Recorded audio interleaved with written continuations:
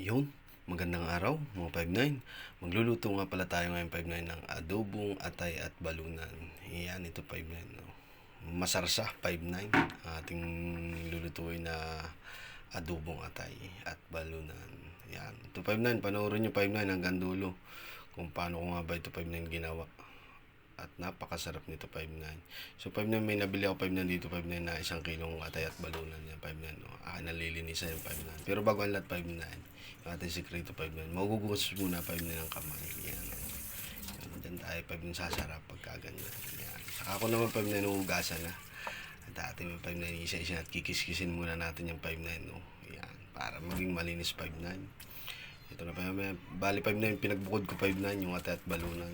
Sa akin 5-9 lalamasin muna ito sa asin itong balunan 5-9 para mula yung lansa nito. Ayan, bayugasan ko 5-9 no.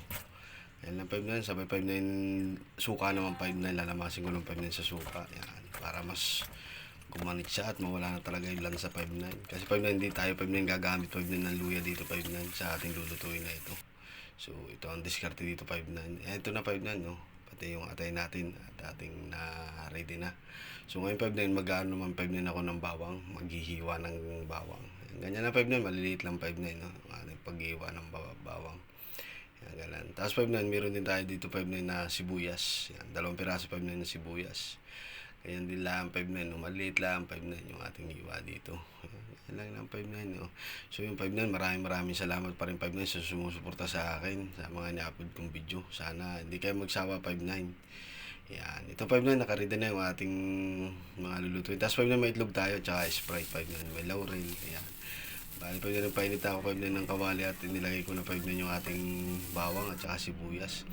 So 5-9 kunti lang 5-9 na mantika dito 5-9 kasi magmamantika yung 5-9 yung balunan. Lagyan ko na din pala 5-9 ng kaunting paminta ito 5-9. Nang matapos ko 5-9 ligis sa 5-9 bawang sibuyas, nilagay ko na 5-9 yung ating balunan at sabay akin tinakpan 5-9. Atin lang 5-9 papakatasin yan. Yan ito 5-9 no. Mamantika yung 5-9 kasi medyo mataba 5-9 yung balunan. Ayan, tinatakpan lang natin 5-9 kung sa ganun ay para maluto siya. Yan o, ganyan lang 5-9 yan o. Parang sasangkot sa din natin. Ayan. Abay, matapos ng 5-9, nagmantika na, nilagay ko ng 5-9 itong ating atay. Sabay tinakpan ko din ng 5-9 o. Ayan o, ganyan lang 5-9 o. Pwede na lang 5-9 pa kuluan nyo sa tubig. Kung maghahalbusan nyo. Ayan. 5-9, diretso na ito 5-9 no. At tiyak ng 5-9, wala lang sa 5-9 kasi ating pinamantika doon o sinangkot sa. Nilagay na ako na 5-9 yung ating mga pampalasa, yung ating oyster sauce at saka itong tuyo at itong hot sauce 5-9. Yan, masarap yung 5-9, medyo maanghang ng konti 5-9 no. Abay 5-9 nilagay ko na din pala yung ating Sprite 5-9. Yan, medyo magpapatamis-tamis yan yung 5-9 no. Konti lang 5-9. Sabay nilagay ko na din 5-9 yung ating chicken cubes. Yan. Papakuloy na lang natin yung 5-9. Sabay na 5-9 naglaad pa ako 5-9 ng kunting tubig oh. Yan, para sa ating sarsa o para maluto pa 5-9 yung ating karne. Yan o. Ganyan lang 5-9 yan o. Papaigahin lang natin yung 5-9. Yan o. Sa tatakpan lang natin para maluto. Ayan 5-9. Pwede na yan 5-9 o. Medyo higa na. Luto na yung 5-9. Ay nilagay ko ng 5-9 yung ating pampalapot 5-9. Cornstarch. Yan o.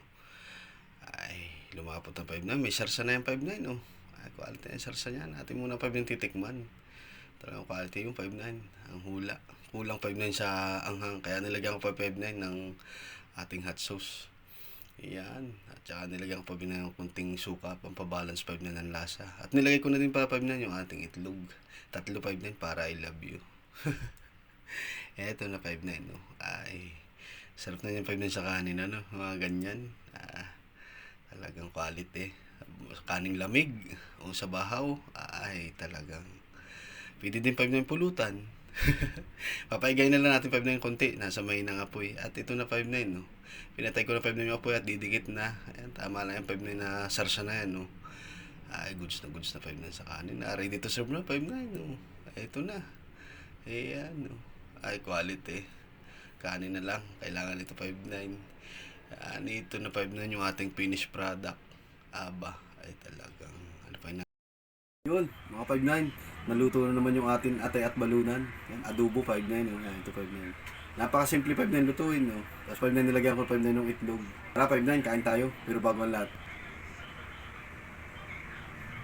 Tara 5-9, tikman nga natin kung talagang quality ang luto ni 5-9. Ay, may sarsa eh. At saka yung ating itlog. Tara 5-9, tikman natin. Talagang quality ang luto ni 5-9. Ay, sarap nito pag nasa kanin, no?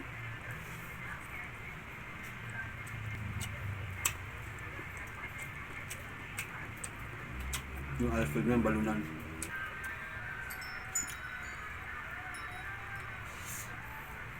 Nakatay, 5-9, no? Sarap, 5-9. Quality. Log.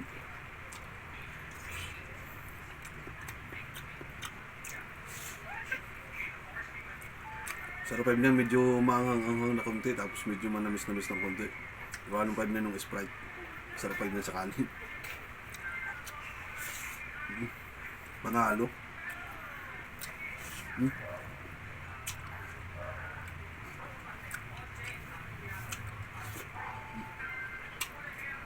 Yun, mga 5-9. Tapos naman tayo 5-9 kumain, no?